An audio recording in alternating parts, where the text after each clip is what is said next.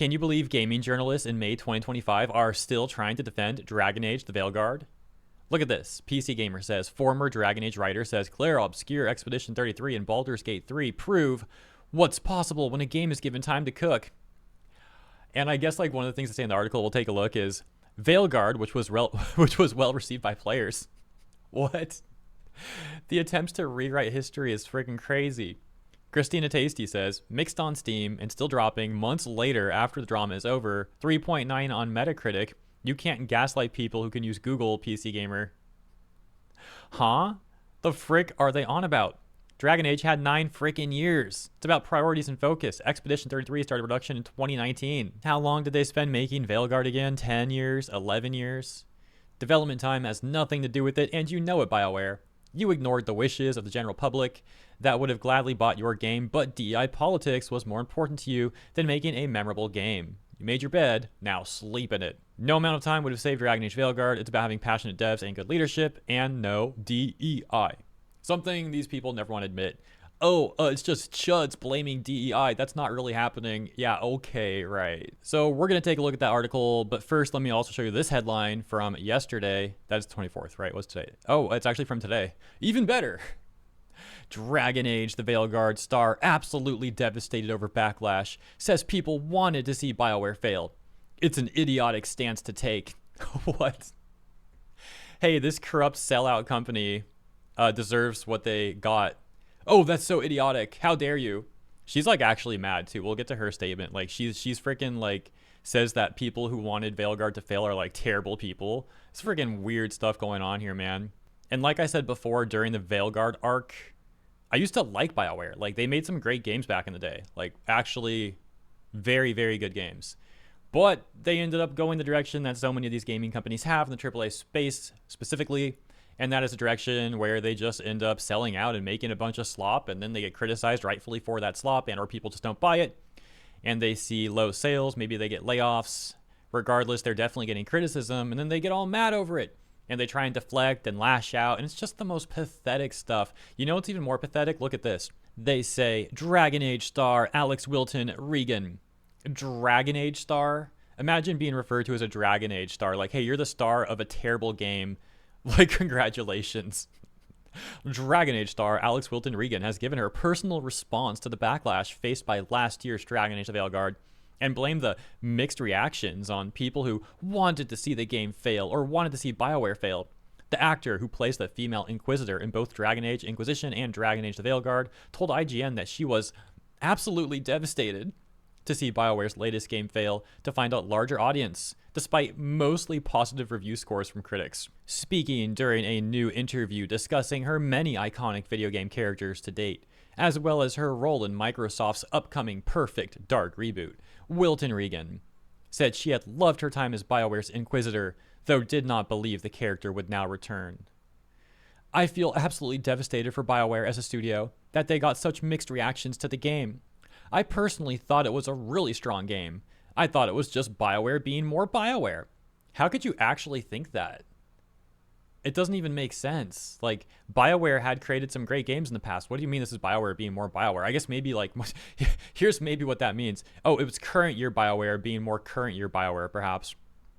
I also think a lot of people kind of wanted to see it fail, or wanted to see BioWare fail, either because they're just really bad people on the internet, of which there are unfortunately many, as we have discovered. Wanting to see BioWare fail, or Veilguard fail, makes you a really bad person. Nah, not really.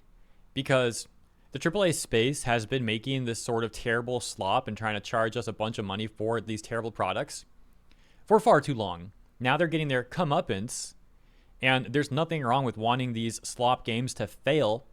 It probably would lead to the industry getting better and a better experience for gamers. Like, don't blame us because you guys willingly decided to sell out to corporate ESG politics and DI policies. Then that doesn't work out for you and you get rightful criticism for it. And then you try and play victim. Oh, it's just really bad people who are criticizing us for that and not wanting us to succeed when we're a bunch of sellouts, a bunch of corporate losers. Continuing, they say, at launch, the Veilguard was review bombed online. Criticism of the game being woke, centered on its inclusion of a non-binary companion character and the ability for the player to choose to be transgender. On Steam, Dragon Age: The Veilguard now sits with a mixed player response, with user-defined tags for the game describing it under LGBTQ+ and politics labels. Are they actually pressed about that? I mean, like, that's not even like inaccurate though. Like, they went out of their way to make LGBTQ+ stuff a centerpiece for the game, including on their main marketing material and promotional material for the game. And then you got journalists here like getting pressed about that label being on the Steam tag. Although I will say the politics label is debatable. Perhaps that one shouldn't be there, but the other one definitely applies. Continuing, they say, Wilton Regan continued. People were attacking the game before it was released. It's ridiculous. How can you judge a game, a book, a film, a TV show before it's actually released? You can't. It's an idiotic stance to take. Well, there was plenty of context to judge the game on and form an opinion on it before it was released, actually.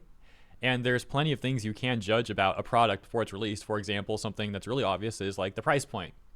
Regardless, this is kind of deflection because even when the game released, people were criticizing the whole thing, including people who bought and played the game, to which they left plenty of very nuanced negative reviews for the game.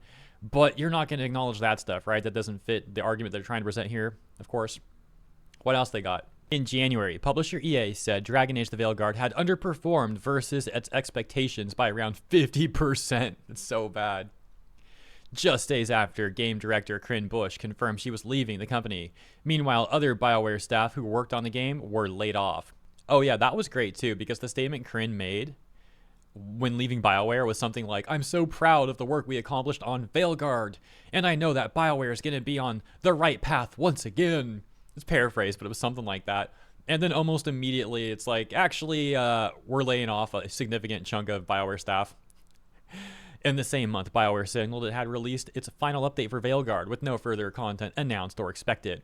I only ever want to see the folks from BioWare thrive because I adore them, Wilton Regan concluded. And whatever they go on to do next, I have no doubt their talents will be richly rewarded. We're really lucky. We'll get more gold from them in the future. Oh my gosh. So tone deaf. It's just like delusions, man. Corporate PR speak delusions. So yeah, that was the IGN article. Let me know what you guys think about that one. And then I was going to go over to this PC Gamer article. Once again, they had tweeted, former Dragon Age writer says Claire Obscure, Expedition 33, and Baldur's Gate 3 prove what's possible when a game is given time to cook.